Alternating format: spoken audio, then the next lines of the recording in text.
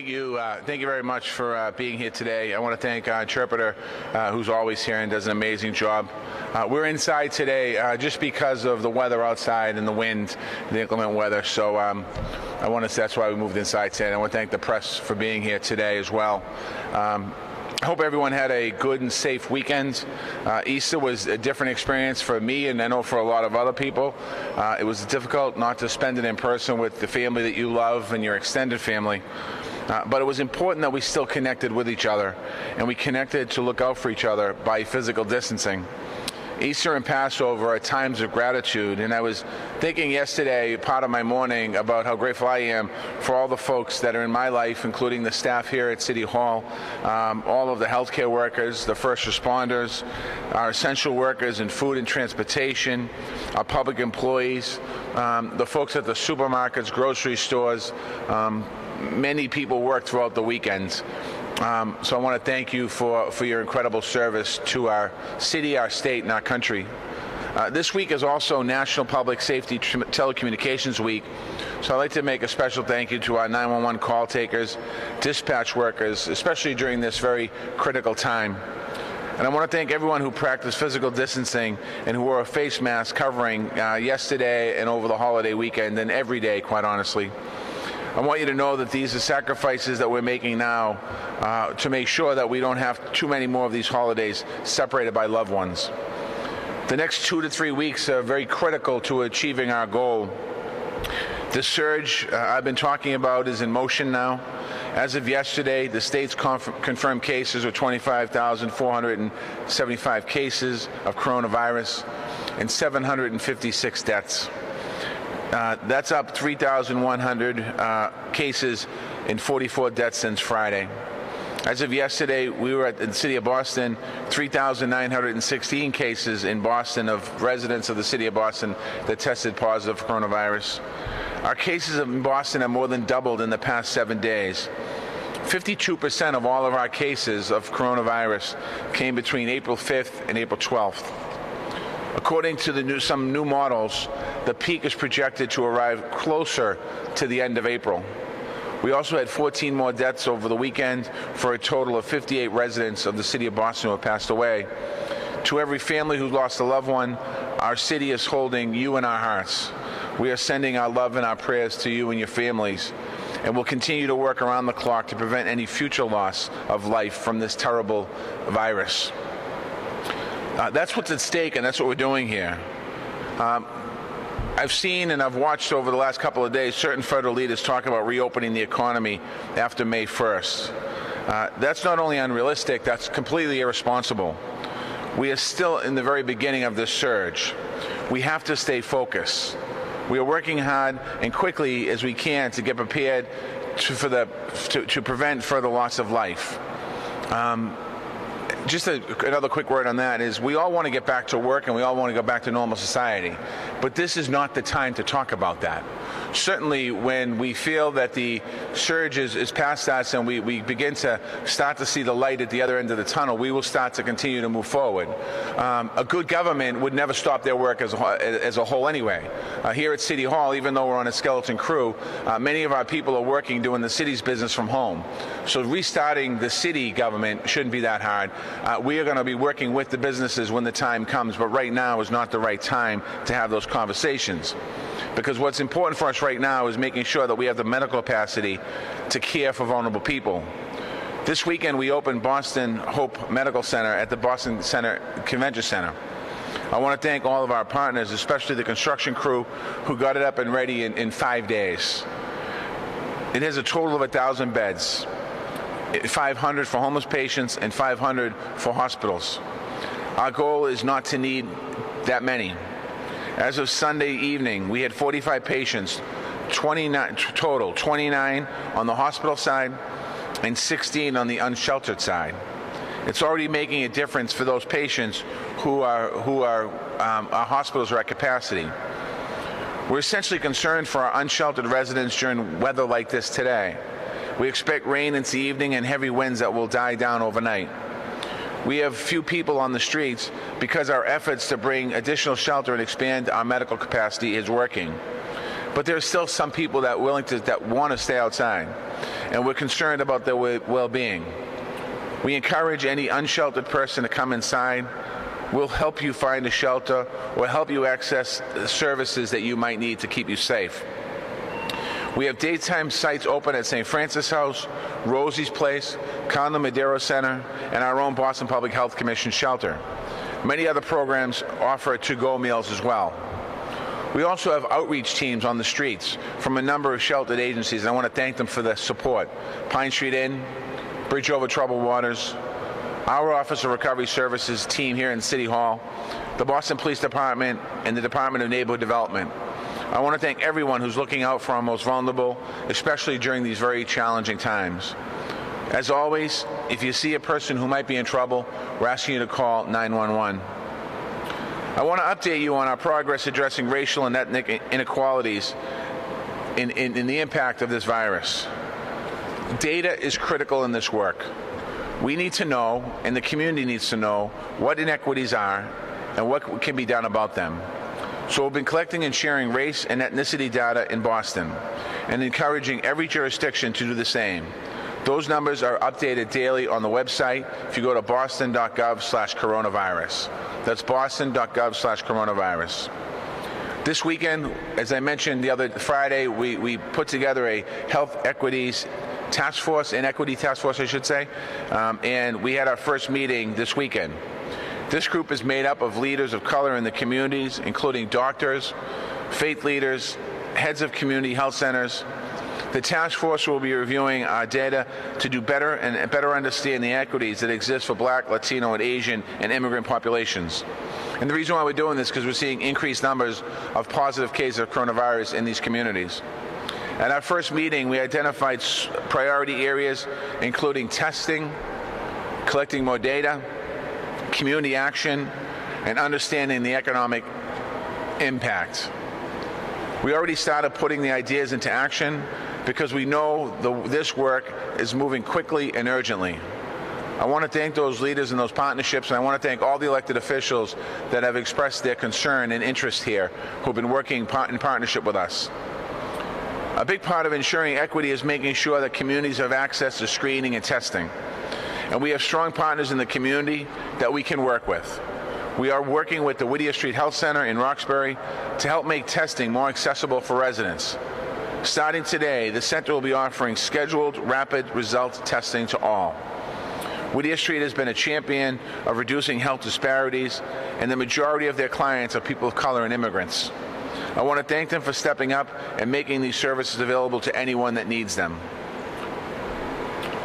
We want you to go to their website, wshc.org, to set up an appointment, or please call ahead to schedule your testing.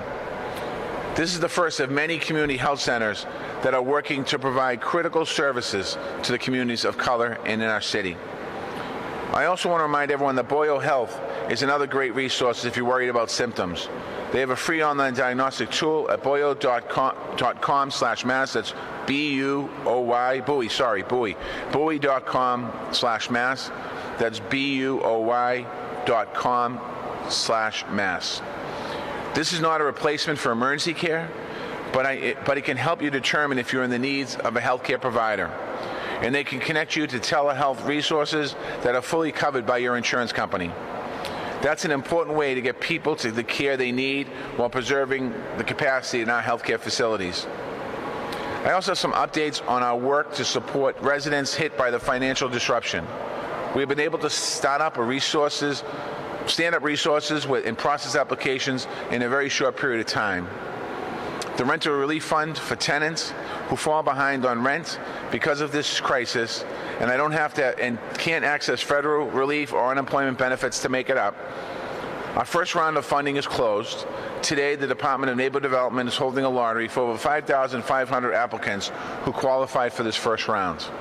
After that, we'll work with our partner agencies to process these applications. We aim to distribute these funds by the end of the month in the next couple of weeks. Boston residents can fill out a form at boston.gov/rentalrelief to be connected when the next round of funding is open. We also made quick progress on small business relief funds. This is local businesses most impacted for the COVID-19 crisis and the risk of shutting down permanently. We received almost 3,000 applicants. Our team are reviewing applications around the clock. They're alerting businesses now whether they approved and when will they be distributing the funds. Businesses will be able to put this money towards rent, payroll, or any other challenges brought by the COVID-19 crisis. While this round of funding has closed, we will make an announcement when more funds become available. If your businesses need resources, I urge them to review our financial relief handbook or to reach out to Economic Development Team at boston.gov/smallbusiness. All of this is in light of as the federal money comes down as well. So there's other federal money coming down to the cities and states that we should be seeing on the streets really soon. So we set these funds up to be able to help in the meantime. So hopefully we'll be able to get those funds down. I know the legislature also is working on some packages in the governor's office. We've also made tremendous progress on the Boston Resiliency Fund. We're proud to support the nonprofits and are providing vital services to key populations. Since March 16th, which is a little under a month ago, we raised over $24.4 million in funds from over 3,500 different donors. I want to sincerely thank all the donors for whatever your contribution was. So far, we've distributed $10.4 million to 38 organizations across 3 priority areas, which includes $4.7 million to provide children, families, and seniors with access to food and other basic needs, $3.7 million for healthcare serving vulnerable populations and to support healthcare and other frontline workers, $2 million for home learning and technology for our students. This week, we'll be announcing a 3rd round of funding, and we're going to continue to accept donations. If you'd like to, please go to the City of Boston website and look up the Resiliency Fund, and you can donate online. These next few weeks are really critical times for all of us to take action.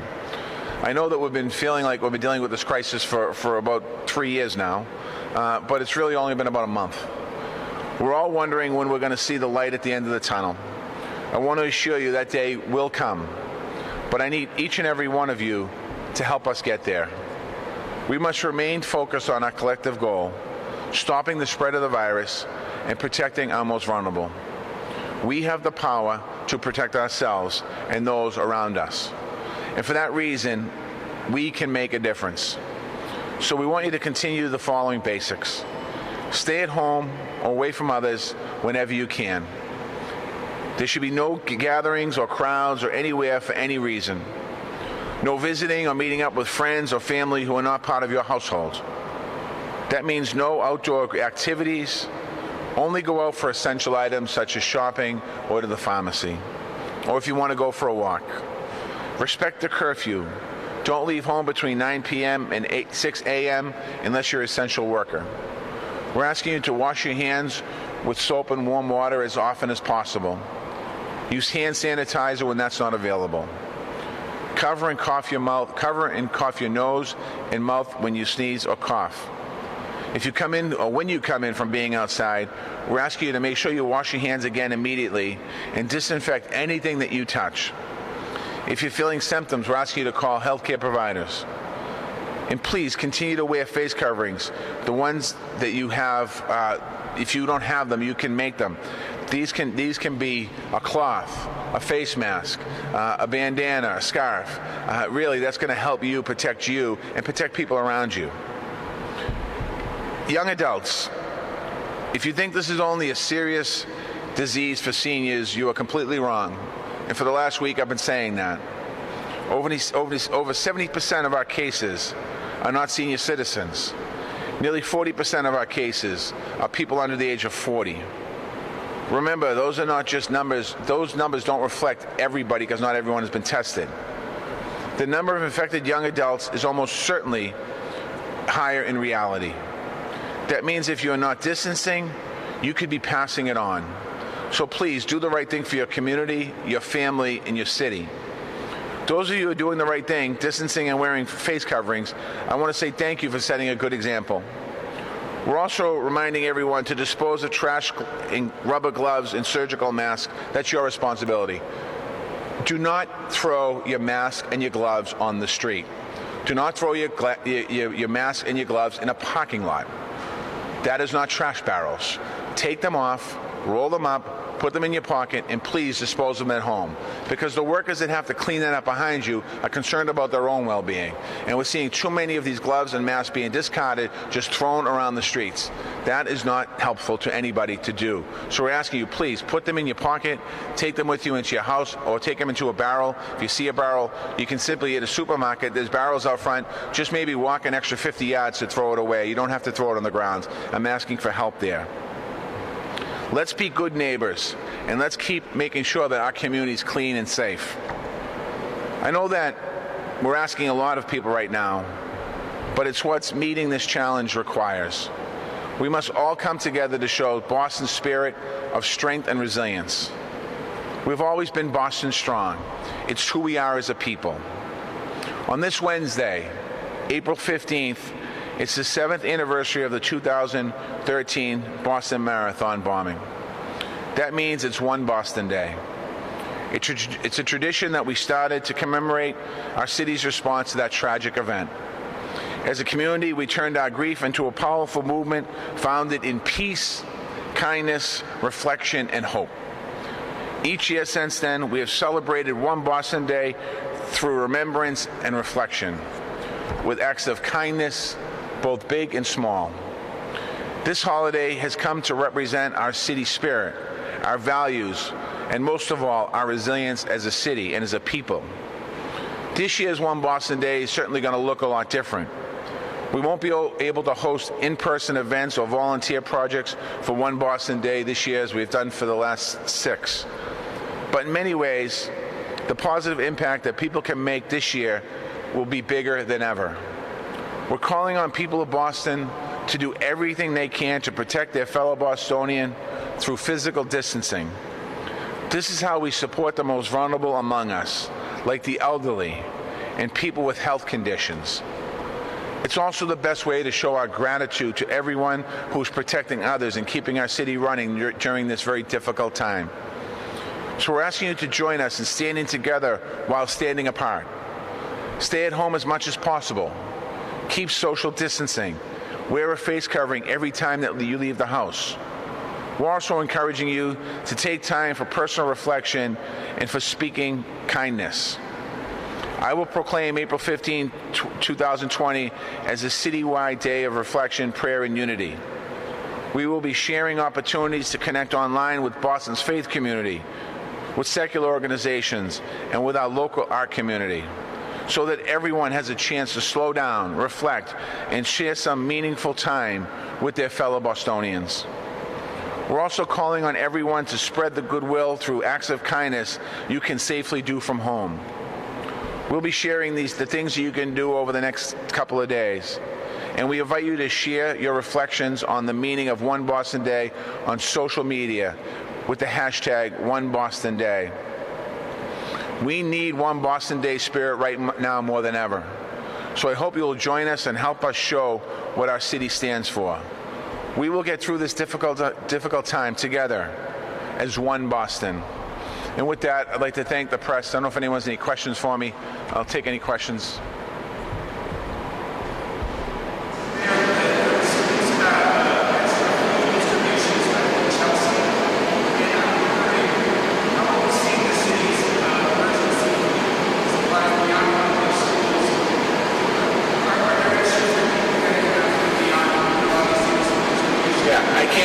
Chelsea, but what I can do, the question is, beyond the City of Boston's food distribution program, how are we doing in the City of Boston?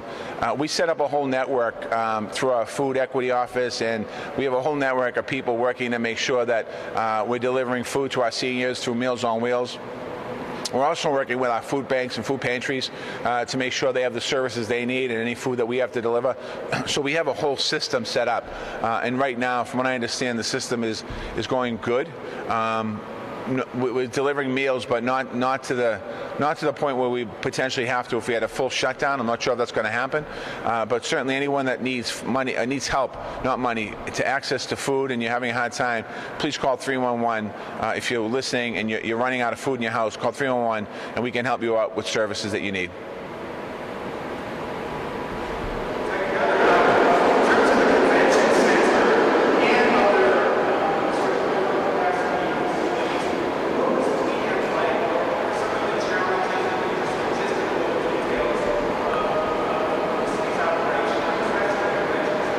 the question is about the convention center and some challenges that we had to overcome, maybe to get it open, and then I'll go a little further.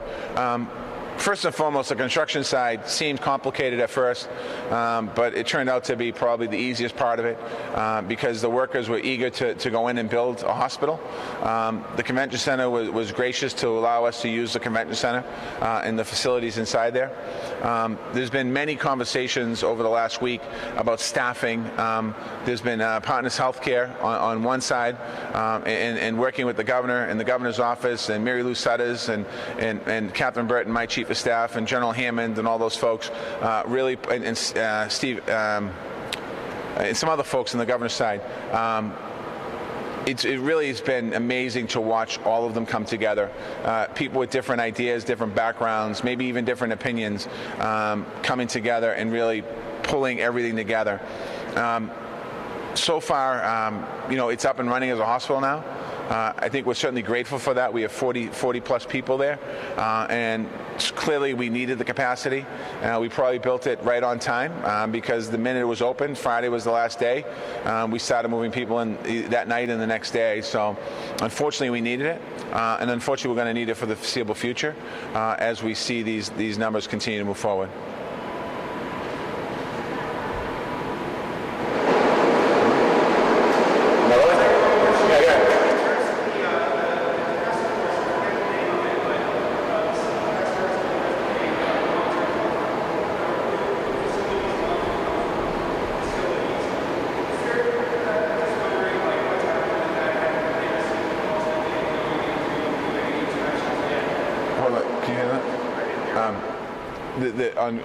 Repeat the question one more time so Marty can hear it. We're doing social distancing here, so the report is about 25 yards away, so we're having a hard time hearing things.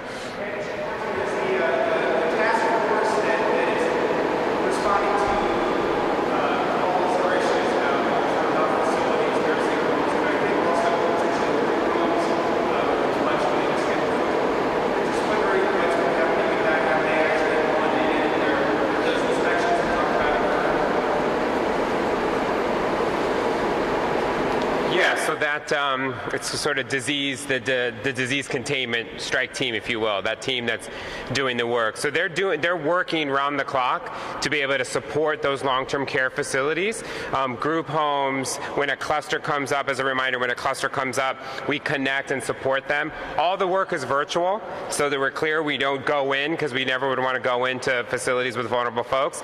Having said that, the facilities need support and help, right? They need staffing support. They need to be able to get the right kind of testing for folks, and so we're working with them to do that and trying to partner with the state so they have the right resources. These are our most vulnerable residents, and so we're really focused on it and working around the clock to support them.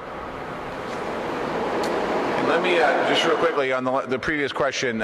Steve Kadish, the governor's former chief of staff, has been very helpful. Jim Grossman from Suffolk Construction has been very helpful. So there's a whole bunch of other folks that have been extremely helpful on the operation, if you will, of the convention center in Boston Hope.